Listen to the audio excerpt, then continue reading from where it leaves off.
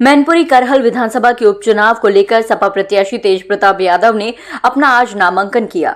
नामांकन के दौरान सैफई का पूरा परिवार एक साथ पहुंचा। नामांकन स्थल पर अखिलेश यादव, डिंपल यादव, रामगोपाल यादव, शिवपाल यादव, धर्मेंद्र यादव, अदिति यादव पूरा परिवार रहा मौजूद। पत्रकारों से वार्ता करते हुए सपा के राष्ट्रीय अध्यक्ष अखिलेश यादव ने भाजपा पर जमकर निशाना साधा। बीजेपी हर संस्था से अपने आप को ऊपर समझती है और उनके लिए कोई संस्था कुछ नहीं है। उत्तर प्रदेश के मुख्यमंत्री योगी आदित्यनाथ के बांटोगे तो काटोगे वाले बयान पर अखिलेश यादव ने कहा कि वह कहना चाहते हैं कि पीडीए के लोग सब एक रहें। सपा के राष्ट्रीय अध्यक्ष अखिलेश यादव ने ईवीएम को लेकर सवाल खड़ा किया। कहा कि जर्मनी जैसा विकसित देश जब ईवीएम पर सवाल खड़े किए हैं तो ऐसे में सवाल खड़े उठाना लाजमी है। सपा के राष्ट्रीय प्रमुख महासचिव रामगोपाल यादव के सीजेआई चंद्रचूड़ को लेकर दिए गए विवादित बयान पर सपा के राष्ट्रीय अध्यक्ष अखिलेश यादव ने कहा, मुझे इसकी जानकारी नहीं है। सुप्रीम कोर्ट के ही साहब का सब सम्मान करते हैं। इस बार के जो उपचुनाव होने जा रहे हैं, वहां से समाजवादी पार्टी के प्रत्याशी सांसद रहे तेज प्रताप यादव ऐतिहासिक वोटों से जीत करके जाएंगे। मैं करहल की जनता और मैनपुरी की जनता का बहुत धन्यवाद और आभार प्रकट करूंगा। यहाँ के लोगों ने समाजवादी पार्टी का, नेताजी का हमेशा साथ दिया है।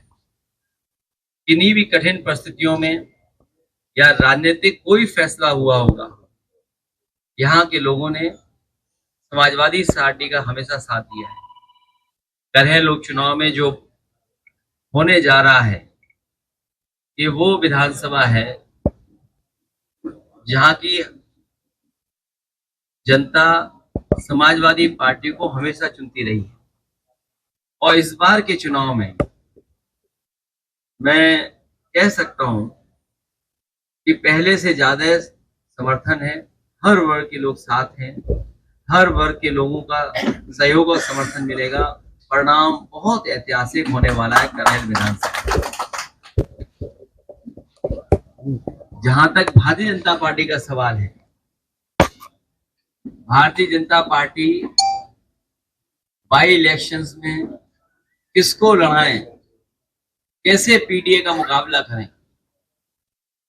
पीडीए से घबराए हुए वो बैठे हुए हैं। पहले तो कभी कभी सुन भी लेते थे उनके मुंह से पीडीए, लेकिन इधर जो पीडीए की ताकत या पीडीए के लोग इकट्ठे हुए, एकजुट हुए, अब पीडीए कहना भी वो भूल गए।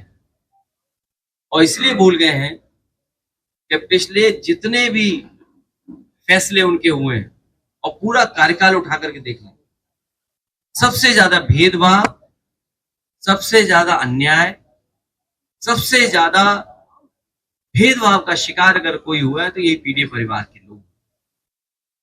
मैं जानता हूं, क्योंकि चैनल बहुत पेड होते हैं आजकल।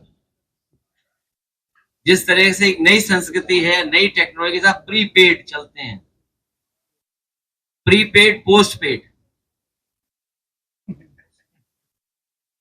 जब मैं देख रहा था तो चिंता चैनलों को इस बात की थी कि तेज प्रताप ने तिलक कितना बड़ा लगाया है। उन्हें विकास की चिंता नहीं है कि कन्नौज, मैनपुरी या आसपास के क्षेत्र में एटा या बगल के जिलों में कितना विकास किया, इसकी चिंता नहीं है। चिंता इस बात की भी होगी कि कौन कौन बैठा था कुर्सी पर। हर समय में बीजेपी हार रही थी, फिर मुख्यमंत्री ने बार बार कार्यक्रम लगाया और बार बार कार्यक्रम लगाने के बाद सर्वे करवाया, उसमें भी बीजेपी हार रही थी। अध्यक्ष जी, करहल में डिप्टी सीएम आए हुए थे। वहां पर 69,000 जो शिक्षक भर्ती के अभ्यर्थी थे वो प्रदर्शन कर रहे थे। उनके ऊपर एफआईआर दर्ज की गई है, उनको जेल भेजा गया डिप्टी सीएम के प्रोग्राम में। मैंने पहले भी कहा आपसे कि ये किसी को न्याय नहीं दे सकते। भारतीय जनता पार्टी किसी को भी न्याय नहीं दे सकती। जो न्याय नहीं दे सकता वो सम्मान भी नहीं कर सकता।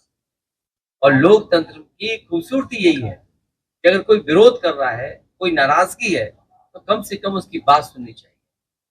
ये जो सत्ता की ताकत से जो मुकदमे लगाए या जेल भेजा है या उनको परेशान किया जा रहा है, यही जनता है, इनका हिसाब किताब करेगी इस चुनाव। अब सरकार पे उतना समय नहीं है जितना समय था उन पर। जितनी सरकार चल ली है अब उतना भी समय उनके पास नहीं है। ये सरकार जाने वाले लोगों की है।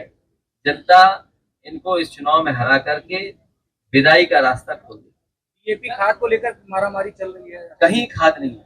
और अभी मान लीजिए धान तैयार होने जा रहा है, क्या सरकार का इंतजाम है कि किसानों को सही कीमत दे देंगे? जिन लोगों ने कहा कि किसानों की आय दोगुनी कर देंगे, धान तैयार हो गया, क्या तैयारी है धान खरीदने की? किसानों को पराली जलाने से रोका जा रहा है, लेकिन ये पराली वाला बड़ा सवाल है।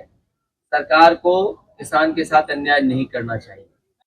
जिस तरह टेक्नोलॉजी आगे बढ़ रही है और टेक्नोलॉजी से कई बार आपको सूचनाएं मिलती हैं कि टेक्नोलॉजी के माध्यम से घटना हुई है। आज ही के अखबार में पढ़ा गया है और किसी अखबार में यह सूचना दी गई है कि सबसे ज्यादा घटनाएं जो आपके टेक्नोलॉजी के माध्यम से होती हैं वो सबसे ज्यादा उत्तर प्रदेश में हो रही हैं। चाहे वो एटीएम से टेक्नोलॉजी के माध्यम से पैसा निकालना, किसी का कार्ड मिसयूज करना, इस तरह की घटनाएं सबसे ज्यादा हो रही हैं। और एआई आने के बाद बहुत सी चीजें बदल रही हैं। जर्मनी जैसा देश जो विकसित है वो अपने यहां कहता है कि अगर ईवीएम इस्तेमाल होगी तो वो अनकॉन्स्टिट्यूशनल होगी। तो जब जर्मनी जैसा देश जो दुनिया में बहुत आगे है, भारत से कई मामलों में बहुत आगे है, जब वो देश ईवीएम के इस्तेमाल को अनकॉन्स्टिट्यूशनल कह रहा है तो स्वाभाविक है तो उस पर सवाल खड़े होंगे, उंगली खड़ी होगी। तो क्या 2027 में ईवीएम क्या रहेगा क्या? ये विषय अभी का नहीं है। हमारी बात और समाजवादी का पक्ष में लोकसभा में भी कह चुका हूं, वो आप देख लीजिए मैंने क्या कहा। प्रचार में ये कहते हैं कि कटोगे तो कटोगे, इस तरह के बयान को आप किस तरह देते हैं? हर प्रचार में ये वो समाजवादियों को बता रहे हैं और पीडीए परिवार को कह रहे हैं कि सब लोग एक हो जाओ।